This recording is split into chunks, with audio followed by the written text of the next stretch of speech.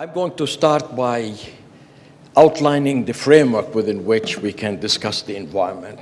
For a region that depends so heavily and so deeply on two resources, non-renewable resources, with uncertain future, one would think that issues of the environment are existential issues.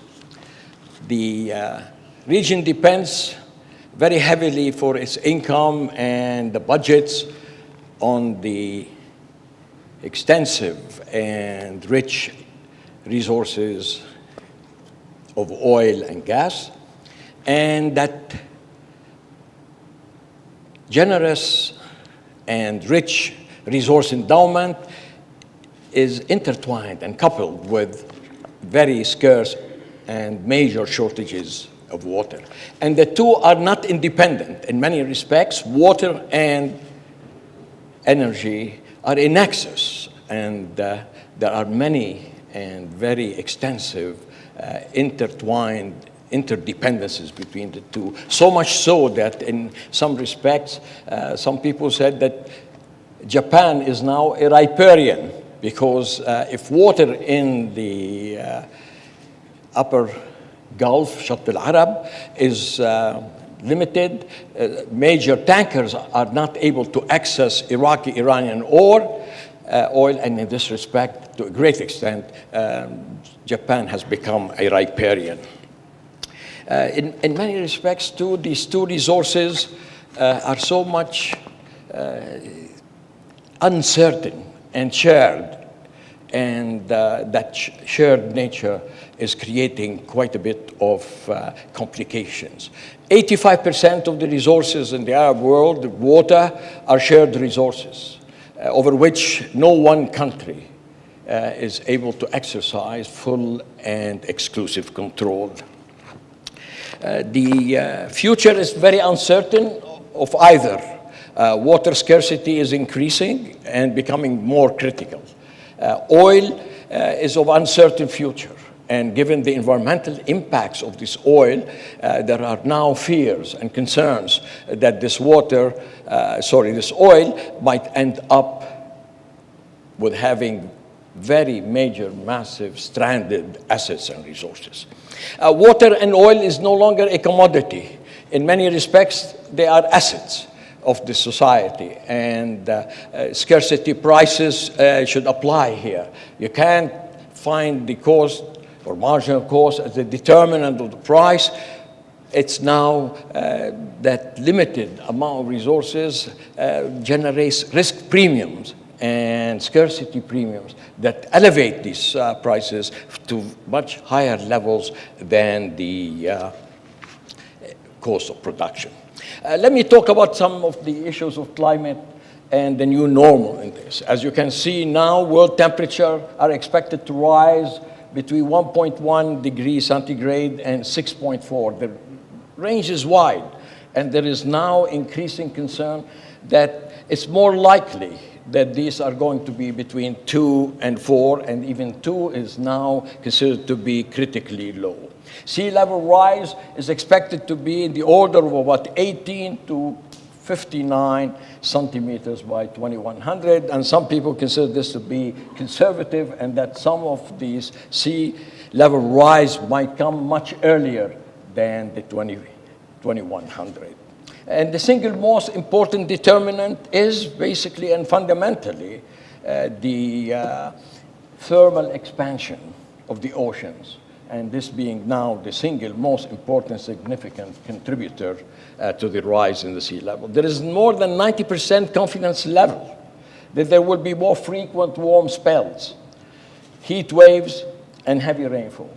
Just the other day in Montreal, more than 200 people had withered away because of the heat wave that came to a northern country, and the expectation that some other areas in the world are likely to be hit with major heat waves. There is greater than 66% confidence level that there will be an increase in droughts, increase in tropical cyclones, high tides, storms, diseases of all sorts that are related to the environment are expected to become widespread.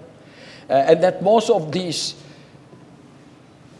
expected values of these occurrences are conservative, and there is a great chance that they would be exacerbated in a much more difficult and profound ways. The issue is the area here is so fragile. One of the major characteristics, defining characteristics that add to the difficulty of being so dependent on natural capital, so dependent on non-renewable resources in a way that would make sustainability an existential issue is the fact that the environment is so massively fragile, and there are really major impacts, severe impacts to be expected from any environmental consequence. Look at the sea level rise and the region, the MENA region. If you look across every single component of area, population, GDP, or urban extent, you will find that the region is likely to experience the most severe and the most profound impact. There is not a single variable over which other regions are likely to be as sensitive as the region for these values. And then if you really look a little bit about the way the countries of the region are likely to be impacted, Qatar is likely to be the most impacted for 1 meter or 2 meters. And then you could see Tunisia, United Arab Emirates, Egypt too, Libya, and to a lesser extent, Iran, Oman, Saudi Arabia, and other regions. The story is far more difficult when it comes to the impact on population. It depends on the population size, and not surprisingly, Egypt is likely to be the country that would be most sensitive and would experience the most profound impact. Tunisia, United Arab Emirates, Saudi Arabia, Qatar, all the regions. There is not a single one that would not be impacted by a sea level rise. And then the story is far more pronounced when it comes to the sectors. Agriculture is likely to be heaviest hit, and Egypt is likely to be the one that will bear the brunt of the sea level rise impacts on agriculture, and the other regions to a lesser extent, because agriculture is not a major component of the economy of these regions. The story gets a little bit more concerning if we really start to talk in one respect or the other about the issues of sustainability and what constitutes sustainability and what are we and how can we, and are there measures, are there indicators, are there procedures, mechanisms that we can mitigate or generate the adaptive capacity, the resilience of these countries to some of these weather and climate changes. And the issue of sustainability is a little bit more profound, and I'm going to take you to another presentation, just trying to be as short as I can be. Sorry? Yeah. It's the second one, the sustainability. The story of sustainability is related to a great extent whether a certain economy is dependent on non-renewable resources and whether the future can be sustained on levels that are equivalent or not much different from the present. And as you know, there are many definitions of sustainability, and it's not a buzzword. And the story has become now a serious issue. Nobody talks anymore about economic development and growth. There are many people who now believe that growth is not the discourse that people should pursue, that the only concern about growth for itself and being the major, most important objective is probably the cancerous cell, where growth is the dynamic norm. For most viable economies, for most those who are concerned about the future and about the interaction between the environment and the economy and society, the story is completely different. And the story now is that you are only sustainable to the extent that the present generation does not compromise the capacity of future generations to enjoy the same abilities, amenities that the present generation. And even this is now considered to be a bit constraining and not fully able to take into account the challenges that sustainable development would. Solo came out saying that every generation should have the option of being as well off as the one before it, and that there is an element where there is an obligation of the society to make sure that future generations are not denied the capacities and the resources and the amenities that the present generation survives and takes. And now here there is, to some extent, some attempt on the part of people to narrow it down to some practical steps. And here comes Jeffrey Pierce, who really said real GNP per capita is increasing over time, and the increase is not and should not threatened by feedback from either the biophysical or the social impacts, the growth rate of the present generation. That one has to be concerned about feedbacks. And what really means that you have to look not only at the economy in the way it works as two sectors, business and the household or government, and they continuously regenerate the economic cycle.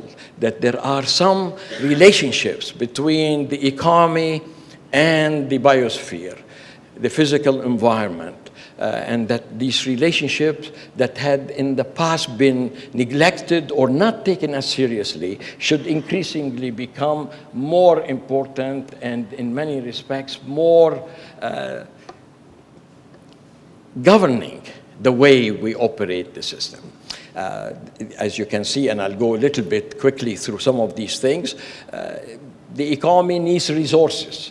It cannot continue to produce the output it produces without using either non-renewable resources or renewable resources. But then either case, there are some very important renewable and non-renewable had to operate under constraints and other objectives and under governing rules. The renewable resources, you should make sure that you don't harvest these resources, use these resources beyond their maximum sustainable yield.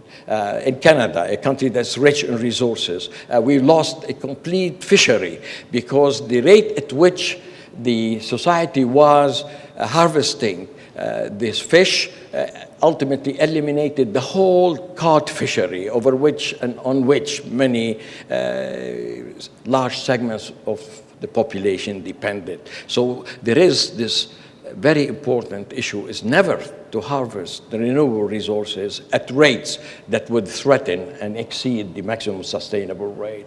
There is also the issue that you can never and should never use non-renewable resources at levels that would deplete them faster than they are being replenished. And that if there are going to be any issue with the replenishment and limited capacity to replenish these, then it should really be the case that you would never consume whatever fruits you get from these resources that does not build alternative sources of income on a renewable basis. I mean, at one time, I tried to calculate what would it be, the maximum level of consumption in most of the oil countries, oil-producing countries, that would be sustainable. And it is, unfortunately, less than 40% of what they are consuming now. It means that, to a great extent, most of these countries, they don't really have renewable income. They are basically and fundamentally consuming the capital. They are literally way beyond what we consider to be the maximum sustainable consumption from a Hicksian income. And in that respect, the region has to reconsider, and very quickly, and we don't have much time, to what extent are we drawing down these resources in a way that we are not investing the proceeds in ways and in assets that would create sustainable and recurrent levels of income. And then they look at the pollution, and they are biodegradable and non-biodegradable. And the issue is, to what extent are you literally throwing and returning to the environment resources and waste that are compromising the capacity or exceeding the absorptive capacity of nature to assimilate these, and now are starting to compromise the value and the quality of the resources.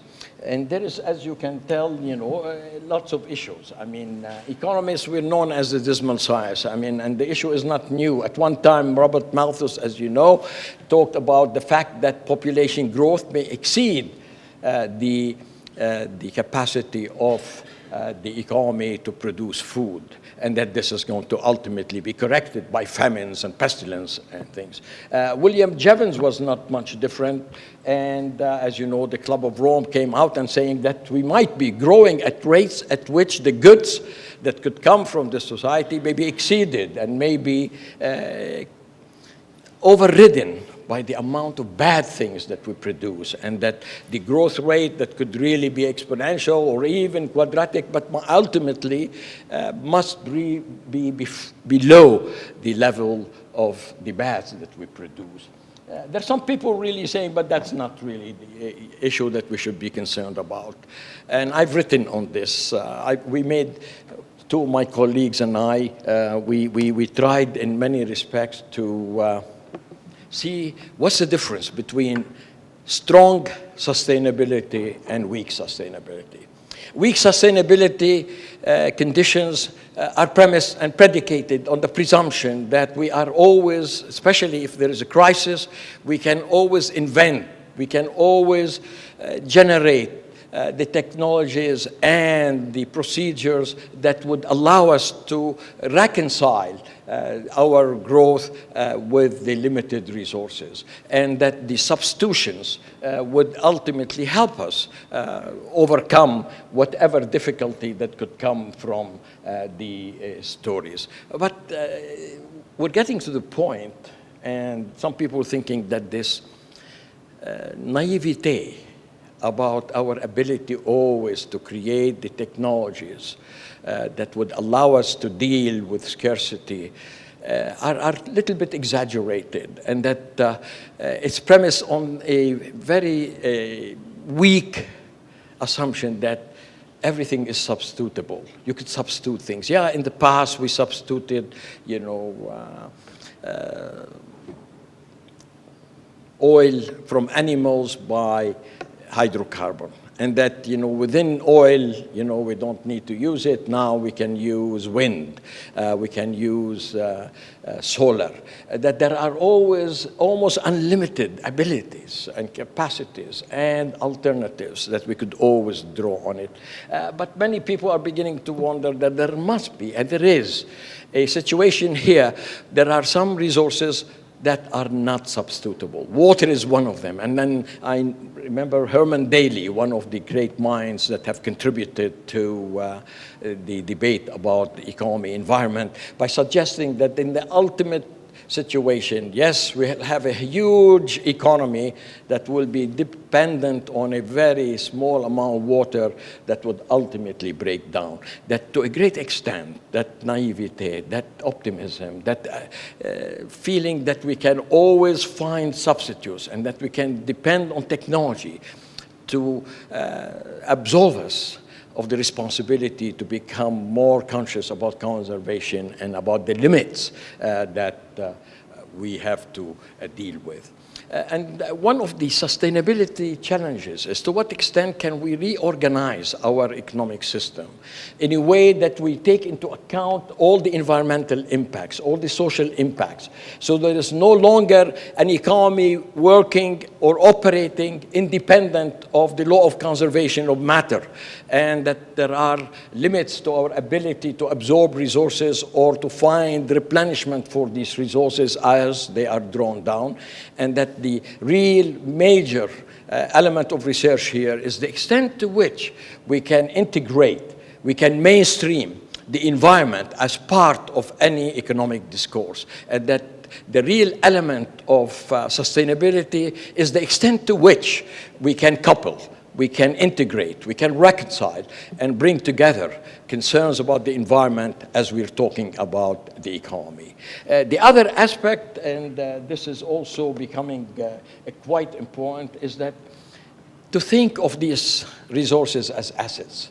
We tend to continuously think of them as commodities, commodities that are reproducible, that we can continue to produce and to expand this production. If you think of them as assets, and that these assets could be drawn down, and that these assets, we have a responsibility to bequest to future generations in the same quality, if not quantity, that the future generations would have the capacity and the ability to integrate these and work with them, then we are literally in a much more and more powerful way of living sustainably. The story is that there hasn't been an economist, even those who have produced some of the most interesting growth models, whether it's Frank Ramsey or Roy Harrod, and they felt that sometimes, just any time, we tend to think of the interest rate as being positive, and we're talking about the future, and we have to always discount. We're literally saying the future is not as worthy as the present. That the whole logic of discounting is one that would make the future less important than the present.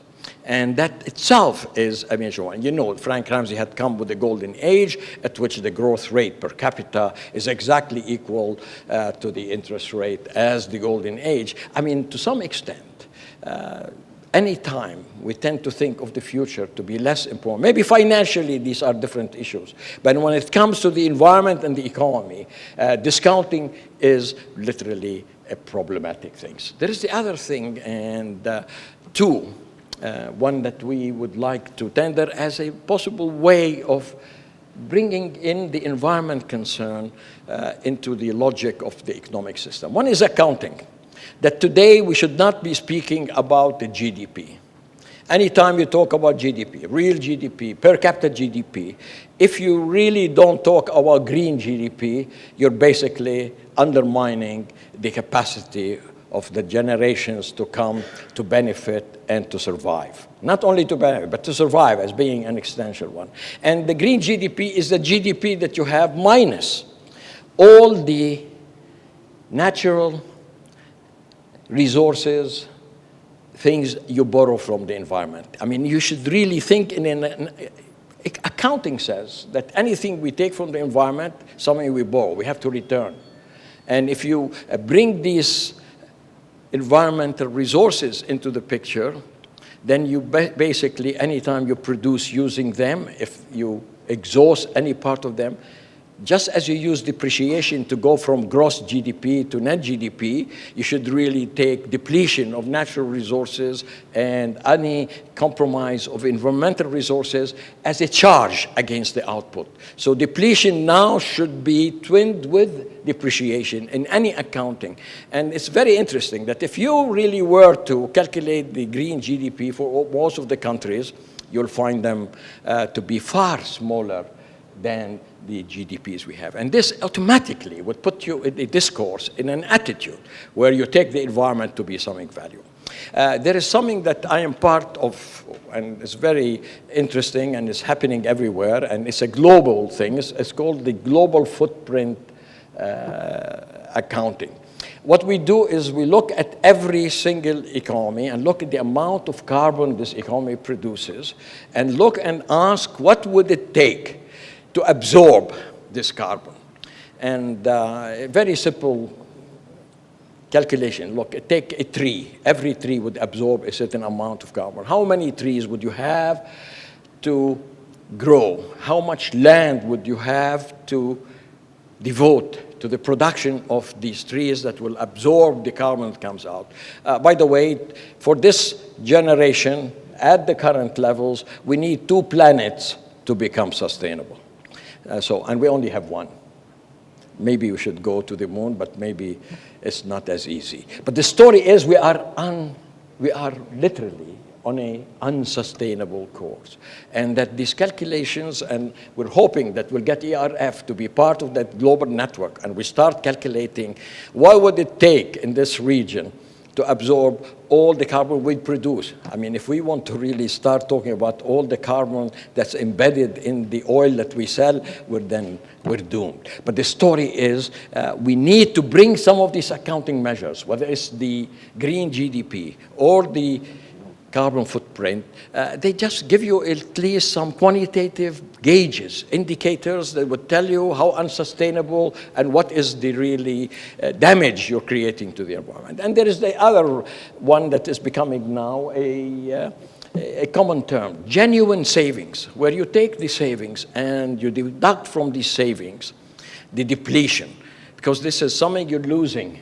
You don't have this available for you in the future to use. If you use the genuine savings, and we calculate the genuine savings for each and every one country in the region, and by God, there isn't a single region, there is a single country in this region that is sustainable or has a positive genuine saving that's equal or small or different from the actual savings, which tells you that there is, especially in the oil-producing countries, the genuine saving is far below the actual saving rates, which tells us that the way we are organizing our production, our consumption, and the patterns of living, we are literally on borrowed resources and borrowed time. Thank you.